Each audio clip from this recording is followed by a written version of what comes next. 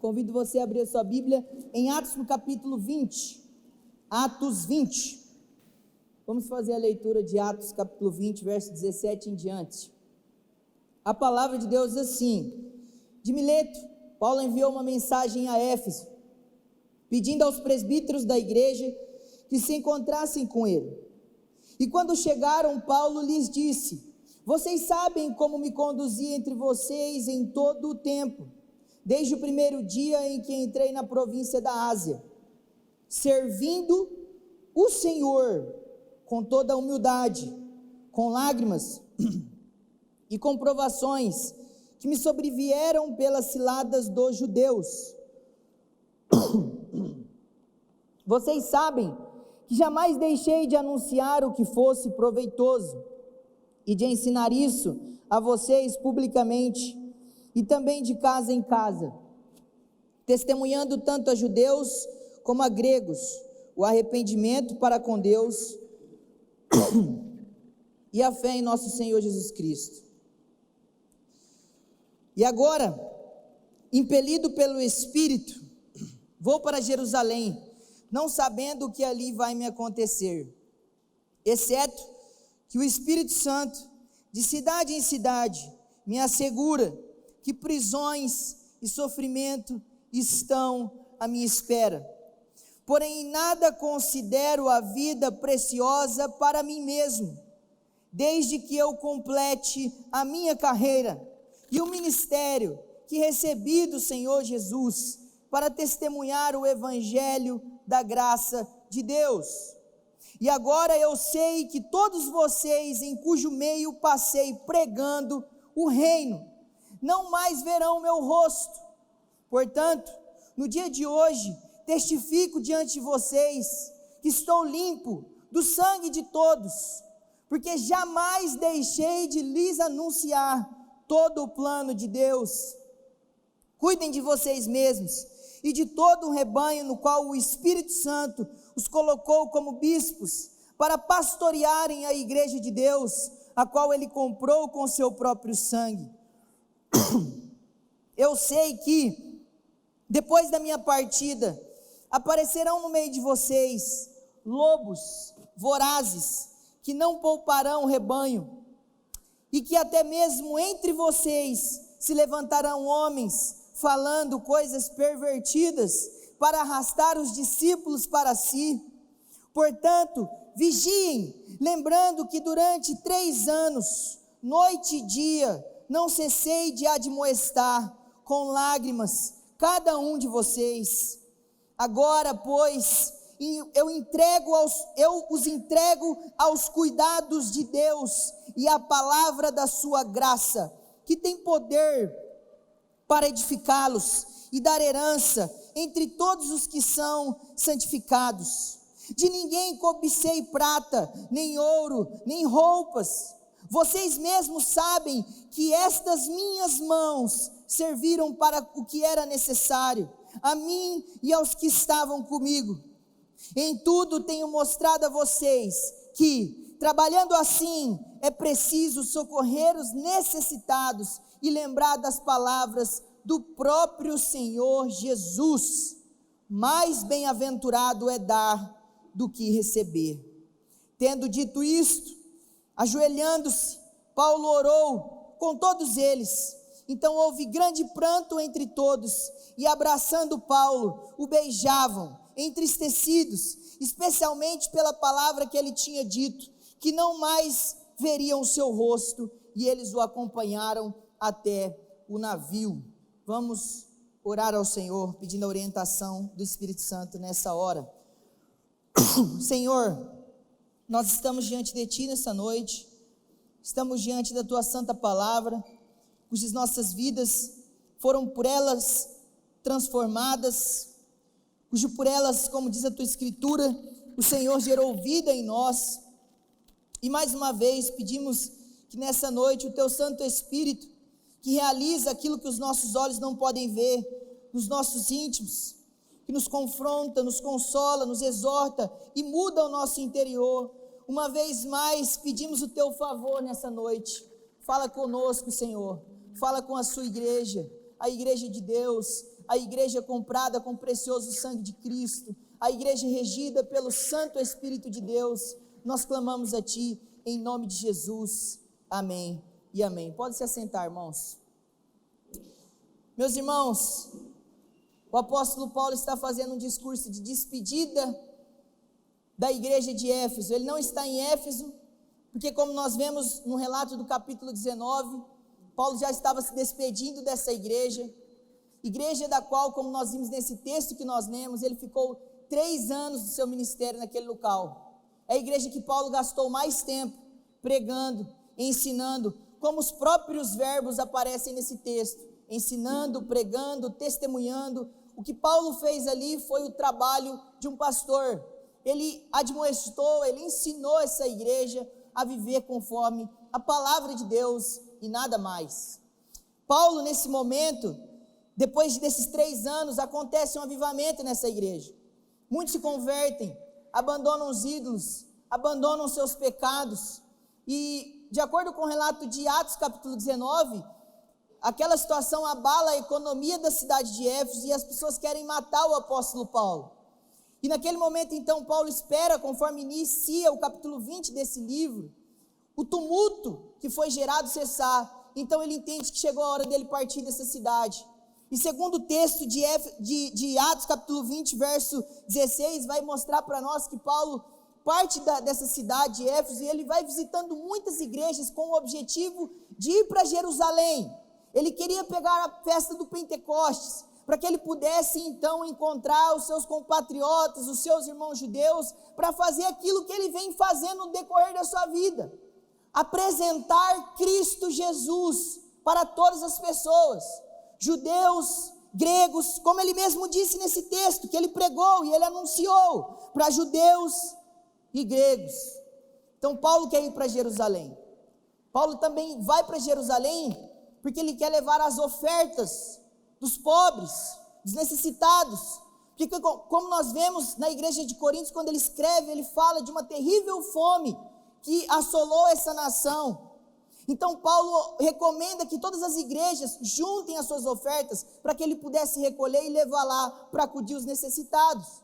Como ele mesmo recomenda no final desse capítulo que nós lemos, que esses presbíteros, pastores, bispos, que são termos correlatos, eles nunca se esqueçam do cuidado com os pobres. Então Paulo tem essa intenção de fazer tudo isso para continuar edificando a igreja. Como nós vemos, o verso 17 diz que Paulo manda uma mensagem para essa cidade, chamando os presbíteros, que são os pastores dessa igreja, que eles mesmos ordenaram ao ministério pastoral.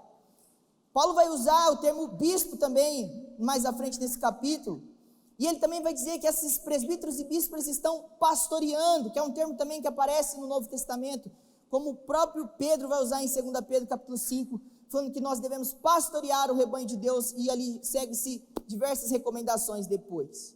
Nesse momento, então, a gente entende que Paulo está falando para os pastores.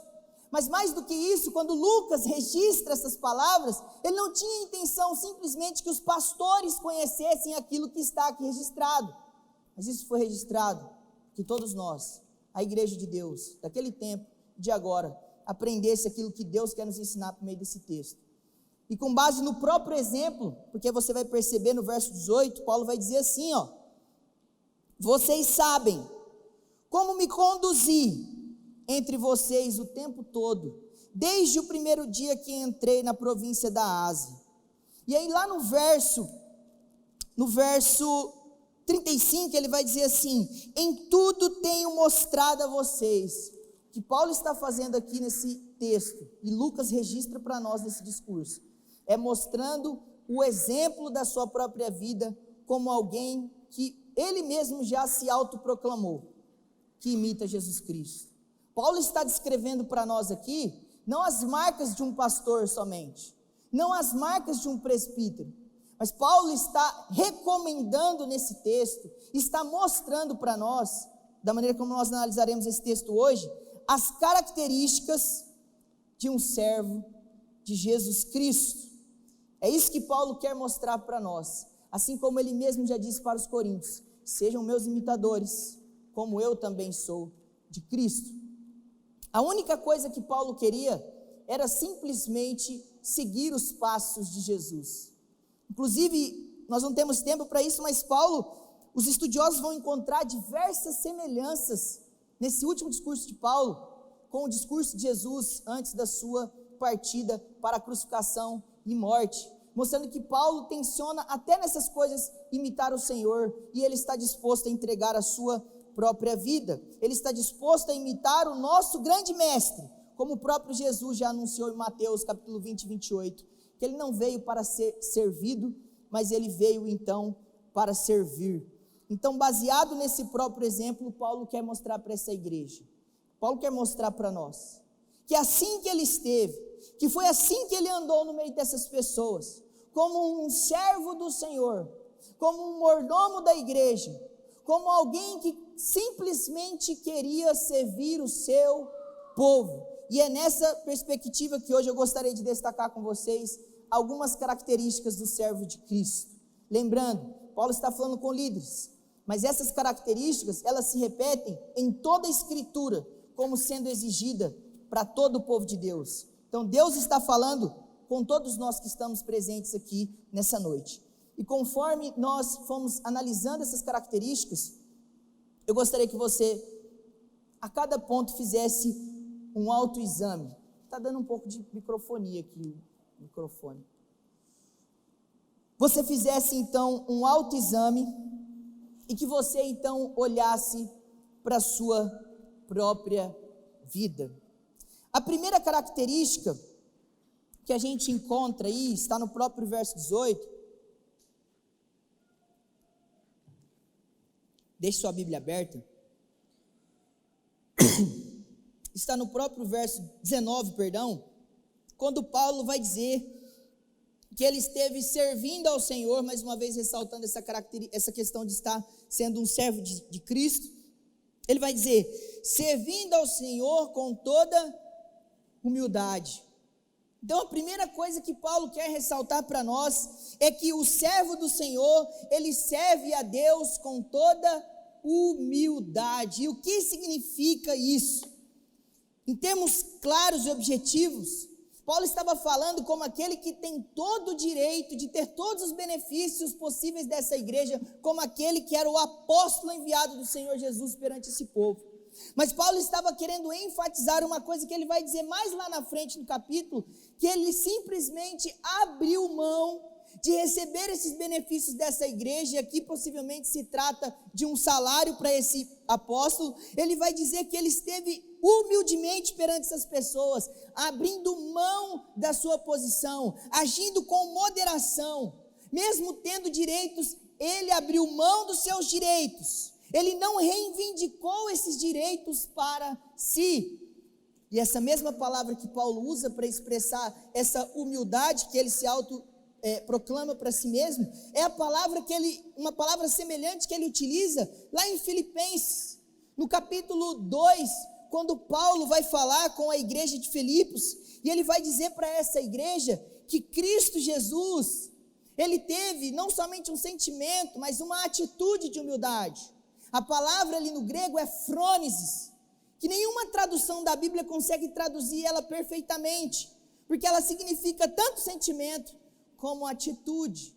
Então algumas traduzem como sentimento, outras traduzem como atitude. Então Paulo está falando assim, tende em vós o mesmo sentimento, ou atitude, ou ambos, que houve em Cristo Jesus.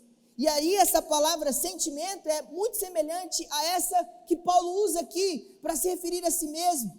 E o que Paulo fala logo após de dizer isso em Filipenses, ele vai dizer que Jesus, ele não considerou o fato de ser igual a Deus, mas antes pelo contrário, ele esvaziou-se a si mesmo, ele abriu mão das prerrogativas que ele tinha para se autoproclamar aquele que veio para ser servido. Mas Paulo mostra aqui então uma coisa importante, que o servo do Senhor, nesse sentido, que possui humildade, não é alguém que fica exigindo e cobrando as coisas com base nos direitos que tem, mas é alguém que antes de cobrar, ele é aquele que se põe, ele é aquele que faz, Ele é aquele que sujeita, Ele é aquele que se humilha, Ele é aquele que se rebaixa. E perceba que um pouco antes de Paulo falar esse exemplo do Senhor Jesus, percebam o que ele pede para essa igreja de Filipenses: nada façais por rivalidade, orgulho, mas com humildade. E assim considerem os outros superiores a si mesmo, e cada um não se preocupe somente com o que é seu, mas também com o que é dos outros. Perceba que Paulo, logo em seguida, vai usar esse exemplo de Jesus. Ele está mostrando para nós que o servo de Cristo, que é humilde, ele não coloca as suas próprias necessidades, os seus próprios direitos, as suas próprias exigências, antes da necessidade dos outros. Porque, como nós sabemos, todos nós temos necessidades de sermos amados, necessidades de vermos o carinho e o amor uns dos outros. Nós nos sentimos sozinhos quando não recebemos visita. No tempo dessa pandemia, por exemplo, uma das grandes queixas que nós temos é a falta de comunhão. Mas a questão é, antes de nós cobrarmos a comunhão e a falta de amor, o que Paulo está ensinando aqui para nós, e usando o próprio exemplo do Senhor Jesus, é que o servo de Cristo, que serve a igreja com humildade, antes dele exigir, ele dá. Mesmo ele tendo direito, ele se humilha, ele se submete, ele não fica cobrando. Essa é uma das características. Paulo está falando para essa igreja: eu estive no meio de vocês, servindo vocês com humildade, mesmo tendo direitos, não cobrei vocês. A segunda coisa que Paulo vai destacar como um servo de Cristo, ele vai dizer, servindo ao Senhor com humildade. Ele vai dizer depois, com lágrimas. E o que significa isso? Essa palavra lágrimas, ela aparece aqui no final do capítulo. Em outros textos da Escritura, quando Paulo está se referindo a essas mesmas lágrimas, ele está se referindo à preocupação e o cuidado. Paulo fala que um servo de Cristo é alguém que se preocupa com os outros, fazendo ainda uma conexão com o ponto anterior. Ele é alguém que está sempre pensando nas necessidades dos outros, e como pastor mais ainda, ele é alguém que chora e se preocupa com a igreja, ele se preocupa com os necessitados, ele se preocupa com os fracos, ele se preocupa com os irmãos. Essas lágrimas muitas vezes são descritas como lágrimas de alegria também, como alguém que se alegra e chora ao olhar para a igreja e ver igrejas fortes, ver igrejas vigorosas, ver igrejas fortalecidas na palavra. E aqui então a gente já tem um aprendizado importante para nós, uma aplicação para nós. Se nós queremos ser servos de Jesus Cristo, se nós queremos ser servos de Jesus, nós precisamos estar preparados para que no meio da igreja nós possamos passar tanto por alegrias extremas quanto por tristezas extremas. Paulo foi traído, Paulo foi machucado, no final da sua vida Paulo foi abandonado. Ele escreve a Timóteo pedindo para que fosse visitá-lo e dar uma lista de pessoas que abandonou ele. Então perceba que para nós que queremos servir a Jesus, a igreja de Jesus é um lugar onde nós nos ferimos, mas é um lugar também onde nós desfrutamos de uma graça abundante do Senhor, de extrema alegria. E Paulo vai reiterar isso no próximo ponto, quando ele vai dizer que ele serviu ao Senhor como um servo, consciente das provações e das ciladas que os judeus prepararam para ele. O que Paulo está dizendo aqui? Paulo está falando assim que um servo de Cristo, ele precisa estar pronto para sofrer oposição. Não espere que servindo a Deus, vocês vão receber aplausos. Não esperem que servindo a Deus, todas as pessoas vão se alegrar com você. Não esperem que servindo a Deus, sendo fiel a Deus, como Paulo tensionava ser, as pessoas vão te dar uma coroa de rosas, porque lembrem-se, eles deram a Jesus uma coroa de espinhos. As pessoas vão se opor aos servos de Cristo, elas vão contra aqueles que querem ser fiéis a Deus. E com isso, Paulo então está mostrando para nós que a experiência cristã, porque servos de Cristo somos todos chamados para ser, como cristãos, ela é uma experiência agridoce. Momentos de muita alegria, como já falamos, momentos de angústia, de tristeza, de sofrimento, de oposições. Mas lembre-se, o Senhor está conosco nas alegrias, mas Ele também está conosco no sofrimento. Você não vai sofrer sozinho. O Senhor prometeu que Ele estaria com você. Ele disse que se as pessoas odiaram Ele, elas vão odiar você também. Elas vão odiar a igreja, elas vão se opor à verdade. E Paulo deixa bem claro que ele está plenamente cônscio dessa verdade, porque ele vai dizer no verso 22, agora impelido pelo Espírito, vou para Jerusalém, eu não sei o que vai me acontecer ali no final, mas uma coisa eu sei, o Espírito me assegura, de cidade em cidade, o que eu terei? Sofrimentos e prisões. Lembre-se sempre, queremos servir a Deus, queremos servir a Cristo, o Espírito nos assegura nessa noite, vocês vão sofrer. Vocês vão sofrer. O Senhor Jesus disse em João capítulo 16, tem de bom ânimo, eu venci o mundo, e no mundo vocês terão aflições, terão dificuldades, terão oposições. Paulo muito bem sabe, ele foi muito perseguido. E aqui então fica a pergunta para nós estamos conscientes dessas coisas? E é estranho, irmãos, isso é uma característica muito forte das igrejas de prosperidade. Quando elas estão sofrendo, elas começam a indagar o porquê desse sofrimento, por que Deus está fazendo isso, o porquê nós estamos sofrendo, porque a Escritura ela deixa muito clara para nós que essas coisas vão acontecer. E aí então é estranho para nós, como cristãos, que caminhamos há tantos anos com o Senhor, começamos a nos queixar de Deus, começamos a nos queixar como se Deus fosse obrigado a deixar a nossa vida perfeitamente alinhada com a nossa vontade, com os nossos quereres.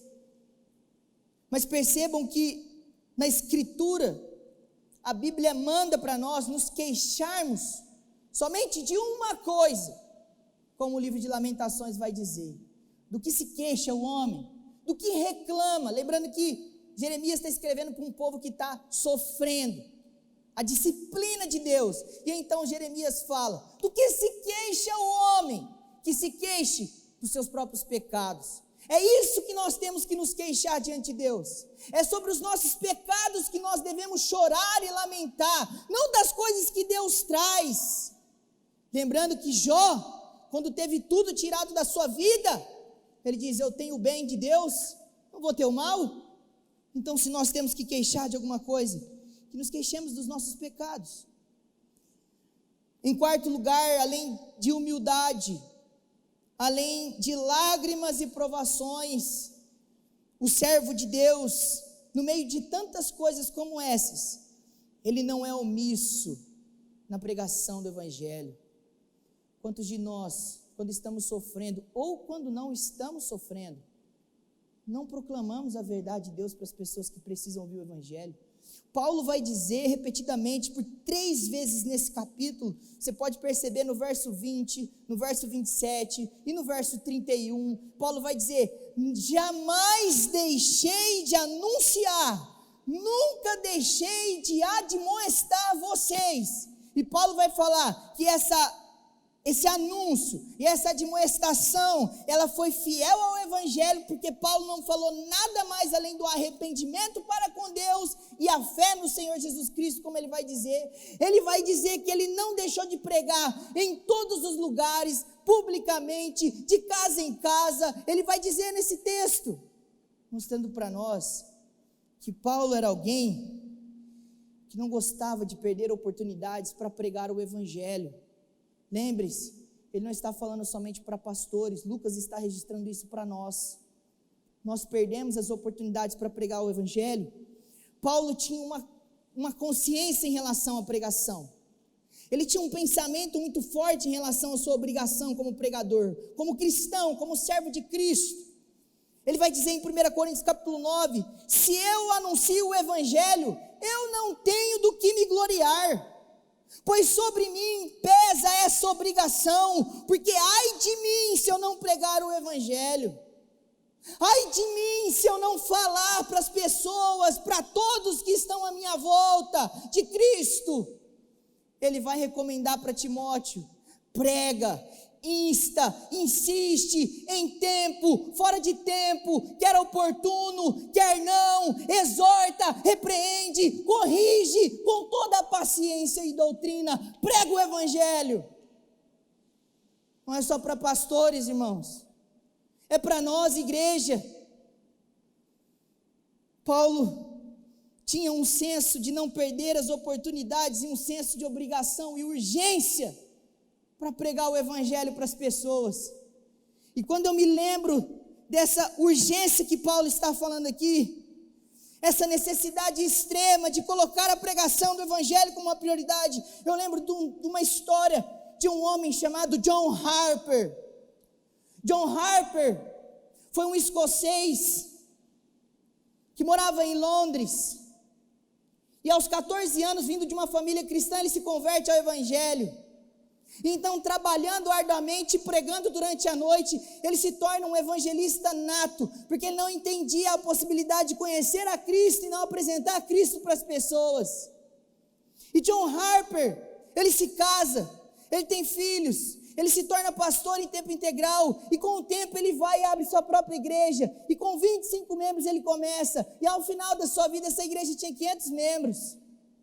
E Harper, ele se tornou viúvo quando a sua filha tinha aproximadamente 5 ou 6 anos. Muitos sofrimentos vieram sobre a vida dele. Muitas coisas aconteceram na vida de Harper no decorrer da sua vida, que é muito parecido com a forma com que a sua vida se encerra. Aos 2 anos de idade, John Harper cai num poço de água, e ele praticamente morre e é ressuscitado pela sua mãe. Aos 26 anos de idade, Harper é levado por umas ondas, nadando em algum lago, e então ele quase morre afogado mais uma vez. E aos 36 anos, John Harper está à deriva em um navio que está prestes a afundar. Ele também é salvo dessa situação, ele também quase morre afogado.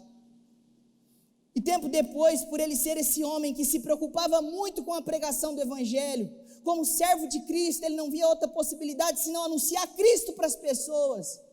Ele era convidado para ir para muitos lugares do mundo para falar sobre evangelismo. E então uma igreja chamada Moody Church em Chicago convida Harper para ir até lá falar. Então Harper vai para Southampton, na Inglaterra, compra uma passagem de 2ª classe de um navio chamado Titanic. E ele embarca nesse navio chamado Titanic, cujo nós conhecemos a história. E naquele lugar, enquanto Harper está no Titanic, ele acorda no meio da noite ao ouvir o estrondo do choque com um imenso iceberg. E ele pega a sua filha de 6 anos de idade e a sua prima, e ele coloca ela nos botes salva-vidas, e ele fala para elas irem em segurança, porque outro navio está vindo para socorrê-los. Harper se vira, e ele vê diante dele o último campo missionário que ele tem para pregar o evangelho. E Harper, naqueles destroços, quando ele afunda e o navio começa as pessoas caírem nas águas, ele começa a ir de pessoas em pessoas, perguntando para elas se elas são salvas. E nós só sabemos dessa verdade porque um jovem escocês que estava ali agarrado nos destroços, chorando, conta anos mais tarde em uma reunião de oração como ele veio conhecer Jesus Cristo. E naquele momento ele diz que uma onda súbita trouxe um homem de colete laranjado, afundando, engolindo água naquelas águas geladas, e ele ouvia aquele homem perguntando para ele: você é salvo, jovem? Aí ele diz: não sou salvo. Então ele diz: crê no Senhor Jesus Cristo e você será salvo, tu e tua casa. Ele cita Atos 16. Então Harper é levado, e ele vê aquele homem indo de pessoa em pessoa, anunciando o evangelho, sabendo que vai morrer. E depois ele volta novamente com as ondas, e ele pergunta novamente para esse jovem: você já está salvo? Então mais uma vez aquele jovem diz: não estou salvo.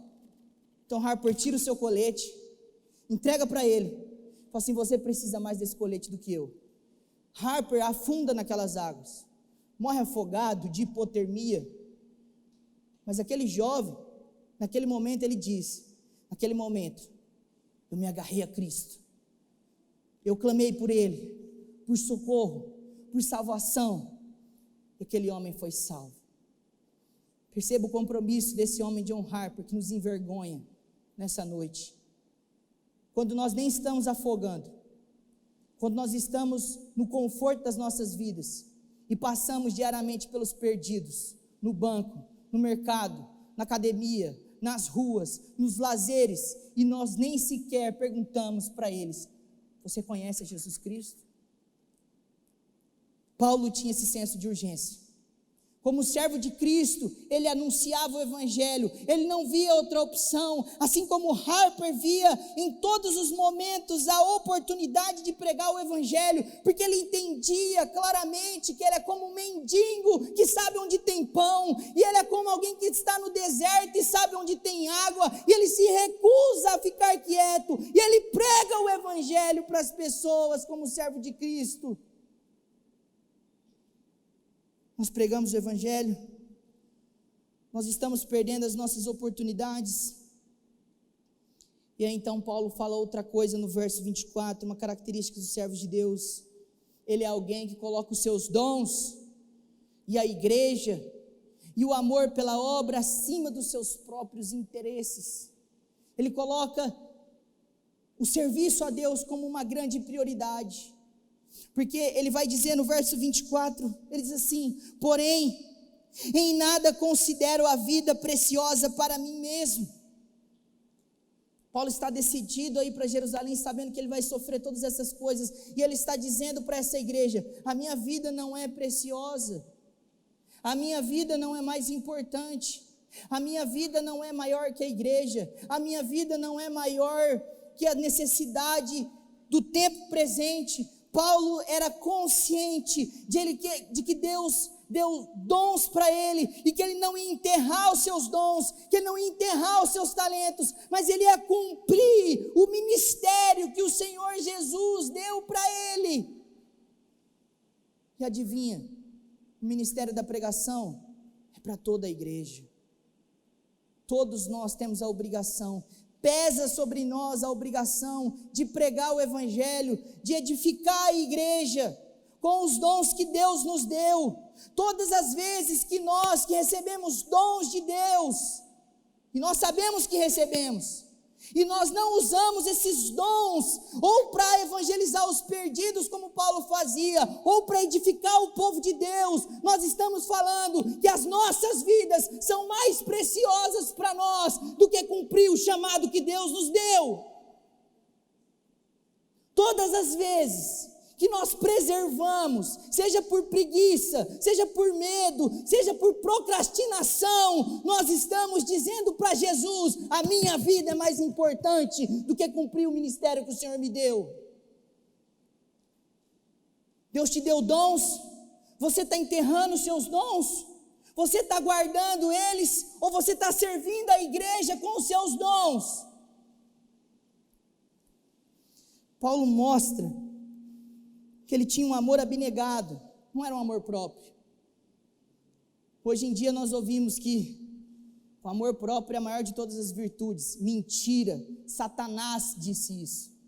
Satanás quer dizer para a igreja que a autopreservação, que proteger a própria vida é mais importante do que sofrer pelo Evangelho. Proteger a própria vida é mais importante do que servir a igreja. Proteger a própria vida é mais importante do que se expor fora da igreja e anunciar Cristo. Pedro, momentos antes de Jesus ir para a cruz, quando ele diz para Pedro, logo após Pedro falar que ele era o Cristo, ele fala: importa que o Filho do Homem sofra, seja entregue aos fariseus, aos escribas, aos anciões, e que ele morra e que ele ressuscite ao terceiro dia. Então Pedro chama Jesus de canto e fala: Senhor, vem cá, tem misericórdia de ti, não faça isso não, tem misericórdia da sua própria vida, que o Senhor não permita isso. O que Jesus responde para Pedro? Arreda-te de mim, Satanás, porque não cogitas das coisas de Deus, mas dos homens. Satanás induz Pedro a falar para Jesus ter misericórdia de si mesmo. Isso que a Escritura ensina nós precisamos entregar a nossa vida. E o próprio Senhor Jesus, depois de falar isso, olha o que ele vai dizer. Ele vai falar aquelas palavras da renúncia e da recompensa. Então Jesus disse aos discípulos: se alguém quiser vir após mim, negue-se a si mesmo, pois quem quiser preservar a sua vida, perdê-la. Ele fala: negue-se a si mesmo, tome a sua cruz e me siga, porque quem quiser preservar a sua vida, em outras palavras, ter amor próprio, vai perder a sua vida. Mas quem perder a vida por minha causa, ou seja, sofrer e encarar tudo que precisa ser encarado para servir a Deus, então este a preservará a sua própria vida. E eu lembro quando eu ouço essas palavras, não vou me delongar na história de um homem, depois vocês pesquisem, tem um filme que chama Terra Selvagem, está disponível lá no YouTube, de um homem chamado Jim Elliot. Jim Elliot, ele foi seminarista junto com Russell Shedd. E quando ele sai do seminário, Russell Shedd falou assim: eu vou para o Brasil esse seminário. E ele falou assim: eu vou para o Equador. Eu vou lá nas tribos indígenas, nos Aucas, nos canibais, nos índios que matam as pessoas. E quando ele chega lá num lugar onde ninguém queria evangelizar e ninguém ia, ele falou: eu vou lá evangelizar essas pessoas. Tempos depois, na tentativa de evangelizar essas pessoas, as pessoas mandam uma carta para ele, falando assim: Tim, volta para cá, você vai morrer aí, você vai perder sua vida aí. Então numa carta de volta ele responde assim, na verdade as pessoas chamaram ele de tolo, falaram que ele era tolo de ficar naquele lugar, e ele falou assim: tolo eu não sou tolo, porque não é tolice abrir mão, largar, dar a própria vida que eu não posso reter e manter comigo mesmo, para comprar e para ganhar o que eu não posso de maneira nenhuma perder. E ele, mediante muitas propostas que tinha, ele permanece naquele lugar. Alguns dias depois sai um vídeo de Jim Elliot, as imagens dele, flechado no rio dos Aucas, morto, porque ele decidiu anunciar o evangelho para aquele lugar, ao invés de preservar a sua própria vida. Anos mais tarde, o seu próprio filho volta para aquele lugar, e eles conseguem evangelizar, completar a obra que Jim Elliot começou. E no dia que eles vão batizar esses índios, os Aucas, que hoje é um centro missionário de plantação de igreja, porque um homem decidiu perder a sua vida para que outros pudessem conhecer a Cristo, o filho de Jim Elliot batiza o índio que flechou ele. Eles tiram uma foto juntos, e então isso é um testemunho para a glória de Deus.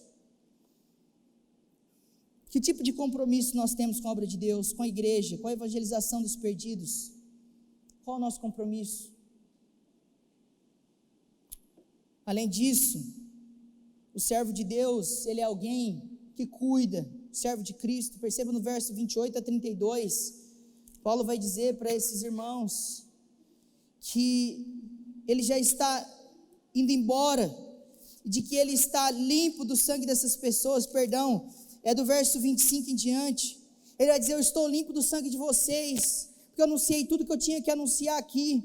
Então no verso 28 ele diz: cuidem de vocês mesmos, de todo o rebanho, no qual o Espírito Santo os colocou como os bispos para pastorear a igreja de Deus, que ele comprou com seu próprio sangue. Ele alerta dos perigos dos falsos profetas, dos ensinos perversos, que todos nós precisamos estar atentos. Quando Paulo escreve aos Coríntios, ele fala assim: quando alguém ensina alguma coisa errada, não é necessariamente ruim, porque os verdadeiros vão se levantar e vão dizer que aquilo está errado. É o papel da igreja toda, preservar a igreja dos falsos mestres. É papel da igreja toda, cuidar uns dos outros. Quantas vezes na Escritura nós vemos o ensino de que nós precisamos cuidar dos nossos irmãos, suportar os nossos irmãos, perdoar os nossos irmãos, consolar os nossos irmãos, consolai-vos uns aos outros, amai-vos uns aos outros. É papel de toda a igreja.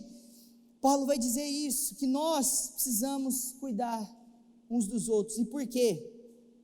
Existe um motivo que é supremo em todo esse texto aqui, que vai mostrar o porquê que nós precisamos cuidar.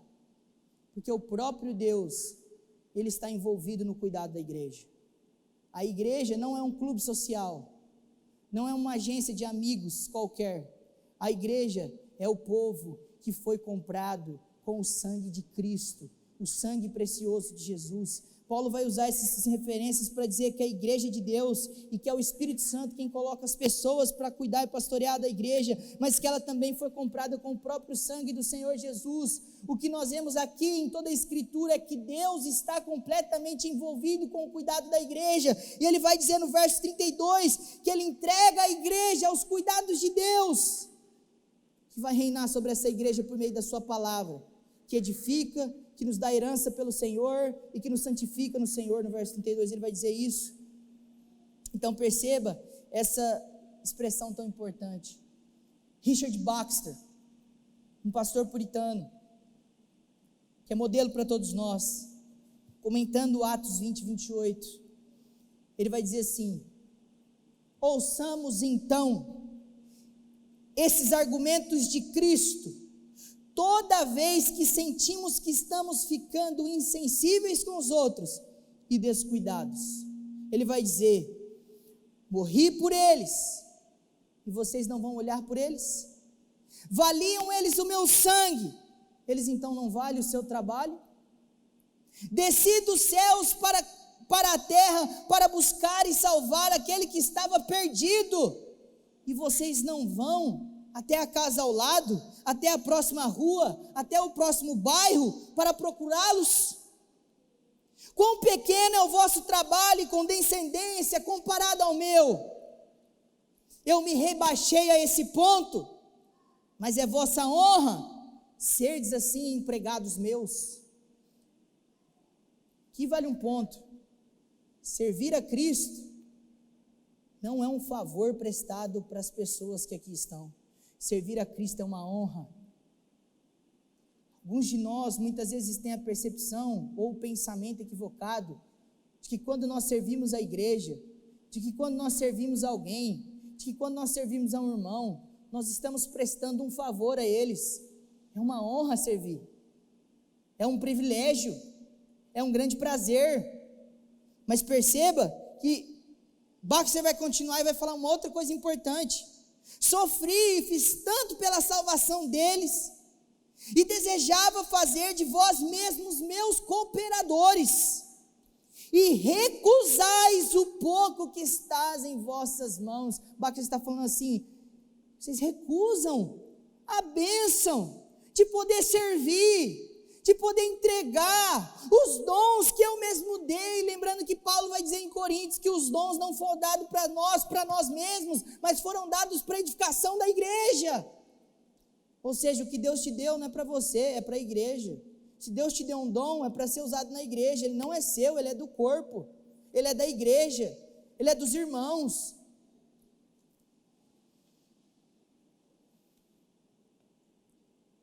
Paulo vai mostrar também, em comparação com esses falsos mestres, que o servo de Cristo, ele não realiza nenhum tipo de cuidado pensando nos interesses que ele pode ter da igreja. Ele vai dizer no verso no verso 33, de ninguém cobicei prata, nem ouro, nem roupas. E ele dá o exemplo de si mesmo, que mesmo tendo esse direito, ele vai dizer lá atrás, servindo humildemente, ou seja, não tendo direito, mas não usando o direito, ele vai dizer: as minhas mãos fizeram o que era necessário para o meu próprio sustento. Ele vai dizer assim: eu tenho direito, mas eu abri mão desses direitos, para não ser pesado para vocês, para poder servir vocês. Em outros casos ele vai dizer, nas escrituras, que ele estava servindo uma igreja, e porque essa igreja não tinha condições, outras igrejas cuidavam dele. E às vezes ele vai dizer que ele tinha até mais do que o necessário, mas percebam que Paulo está ensinando uma coisa para nós: nós não servimos a igreja por motivo egoísta, nós não servimos a igreja pensando nos nossos benefícios, nós não servimos a igreja pensando naquilo que nós podemos obter dela, porque lembra, o servo humilde é aquele que dá, não aquele que cobra. E Paulo vai dizer isso no final do capítulo, que mais bem-aventurado é dar do que receber.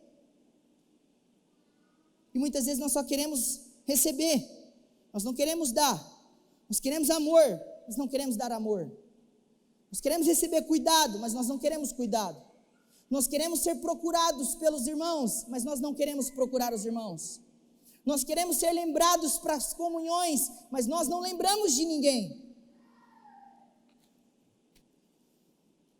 O servo de Cristo, ele se importa com a necessidade dos necessitados, como ele vai dizer aí, que a gente precisa se lembrar dos necessitados. Além disso, o servo de Cristo, ele é voltado para a oração. Paulo vai encerrar no verso 36, 37, fazendo uma oração junto com esses irmãos, falando assim, orando, ajoelhando-se diante de Deus, porque depois de falar todas essas coisas para essa igreja, só um sentimento que resta a nós, eu não consigo, isso é impossível, isso é verdade. O sentimento é de impotência, somente recorrendo a Deus é que nós seremos capazes de fazer essas coisas, e às vezes nós vamos tropeçar, e quando nós tropeçar, nós vamos pedir perdão, mas percebam que Paulo ora para falar assim, agora vamos não somente orar para eu ir embora, porque Paulo está indo embora para Jerusalém, mas Paulo está orando porque ele reconhece que somente Deus pode dar aquilo que nós precisamos, que pode nos capacitar, que pode nos munir daquilo que é necessário para nós realizarmos aquilo que ele está falando aqui. Só pelo poder do Espírito, que nós clamemos a esse Espírito. E então, em último lugar, o servo de Cristo, ele é alguém que não retrocede. Nós vemos que depois de tanta emoção, de tanto amor, Paulo podia falar assim, nossa, vocês me amam tanto, eu vou ficar aqui, eu não vou embora não. Eu já vi que eu sou muito amado, então eu vou ficar aqui com vocês. Perceba que Paulo não se apega nessas coisas, ele ama, ele chora junto, mas ele parte. E a Bíblia diz que eles acompanham Paulo até o navio, e Paulo vai embora, e uma coisa que chama atenção, é que Paulo deixa claro para esses irmãos, que eles nunca mais veriam o seu rosto nessa vida. Paulo ficou 3 anos nessa igreja, ele foi embora, e nunca mais esses irmãos viram Paulo, porque de Jerusalém ele vai para Roma, e de Roma, segundo alguns, ele morre ali. E aqui quando eu lembro desse ponto, o fato de Paulo entrar nesse navio e estar indo embora, eu gostaria de contar uma última história, para nos encorajar a buscarmos viver essas coisas que nós ouvimos aqui nessa noite. Eu me lembro da história dos irmãos morávios, os moravianos. Os moravianos, eles viveram no final da Idade Média, no período de transição da Reforma Protestante. Eles deram muitas contribuições para nós, e eu não vou me adentrar nessas questões que eles fizeram. É só uma curiosidade, a maior vigília que já existiu no mundo veio dos morávios. Durante 100 anos, eles fizeram uma vigília ininterrupta de oração. Eles nunca cessaram de orar. Durante 100 anos, eles tiveram uma vigília que nunca parou, eles só iam revezando, para que a oração nunca parasse. E esses morávios, depois de fugirem perseguidos, eles vão para uma cidade chamada Reinhard, da Alemanha. E um tempo depois, eles estão passando por um porto. 2 moravianos, era uma comunidade muito grande, 2 jovens de 20 anos de idade, eles chegam perante um navio que está partindo, e eles veem que esse navio está indo para uma ilha, cheia de escravos, que ficava na Arábia, e aí então, eles perguntam onde esse navio estava indo, porque eles veem muitas pessoas entrando, eles faziam muitas viagens missionárias, só para vocês entenderem.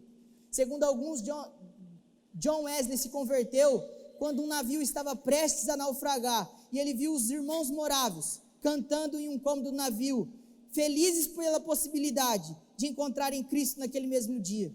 Então John Wesley naquele dia se converteu. Mas percebam que esses 2 jovens de 20 anos, eles chegam perante esses homens que estão indo, eles falam, estão indo para uma ilha, e lá existia 3.000 escravos africanos, que nunca iriam sair daquela ilha, iriam ficar lá, iriam morrer lá, talvez só sair de lá morto. E eles tinham um senso missionário muito grande. Então esses irmãos morávios, eles chegam para o dono dessa ilha e falam assim, olha, nós queremos saber se nós poderíamos ir visitar a sua ilha, para pregar o evangelho para aqueles que estão lá. E aí então ele falou assim, nenhum clero, nenhum pastor, nenhum pregador vai entrar na minha ilha para falar sobre coisas sem sentidos.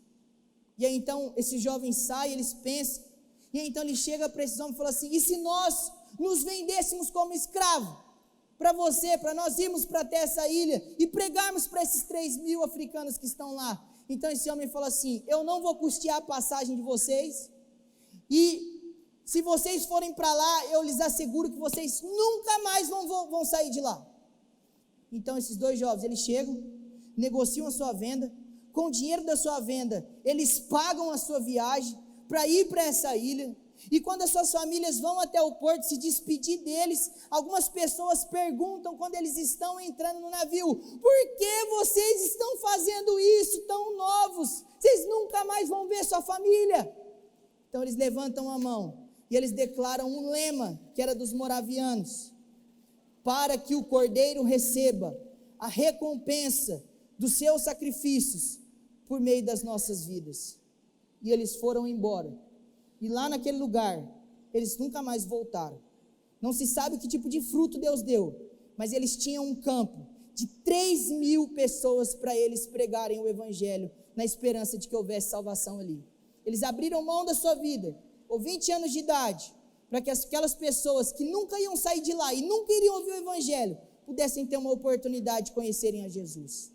Então eu termino perguntando para nós algumas coisas, como nós mesmos cantamos aqui hoje, Castelo Forte: se temos de perder famílias, bens, prazer, se tudo se acabar e a morte enfim chegar, a verdade é que com Ele nós reinaremos com o Senhor, não será nada perdido, todo o sacrifício. Paulo, depois de falar sobre a ressurreição em 1 Coríntios capítulo 15, ele encerra o capítulo falando assim: sede firmes e constantes, sempre abundantes na obra do Senhor, sabendo que nele o vosso trabalho não é em vão, porque há um dia que depois da morte nós haveremos de ressuscitar, nós haveremos de estar com Cristo novamente. Então fica a pergunta para nós: onde está o nosso amor abnegado? Onde está o nosso amor sacrificial e altruísta? Aonde está o amor pelos outros, não o amor próprio? Eu não estou dizendo que você tem que ser como Jim Elliot, como os Moravios, ou como John Harper, e perder sua vida. Mas eu estou dizendo que com certeza há coisas que Deus quer que nós sacrifiquemos, coisas que nós podemos muito bem deixarmos de lado para cumprir a vocação que Deus tem para nós, a vocação que Deus tem para você. O que nós vamos fazer em relação a isso? Que sentimento, irmãos, nós queremos ter no final da nossa vida, quando nós chegarmos à beira da morte, quando estivermos prestes a nos encontrar com o Cordeiro de Deus, que nos salvou? Nós queremos ter o sentimento de que nós não cumprimos aquilo que Deus nos deu? Nós queremos ter o sentimento de falar assim: não completei a carreira, não cumpri o ministério, guardei a fé, mas não servi a Deus. Paulo vai dizer no final da sua vida: combati o bom combate, completei a carreira, guardei a fé, porque ele se gastou pela igreja, porque ele se gastou pelo evangelho. Nós estamos nos gastando, eu e você estamos nos gastando pela igreja, estamos nos gastando pelos irmãos. Como você deseja encerrar então a sua vida? Pense sobre isso. Vamos nessa hora ter uma palavra de oração a Deus, colocar as nossas vidas diante dEle, clamar para que Deus nos mova nessa noite, para que Deus mude os nossos pensamentos, para que Deus mude o nosso coração, que não sejam só mais algumas informações, mas que o Espírito de Deus nos leve a considerar o que nós temos que Deus nos deu, que nós não estamos entregando.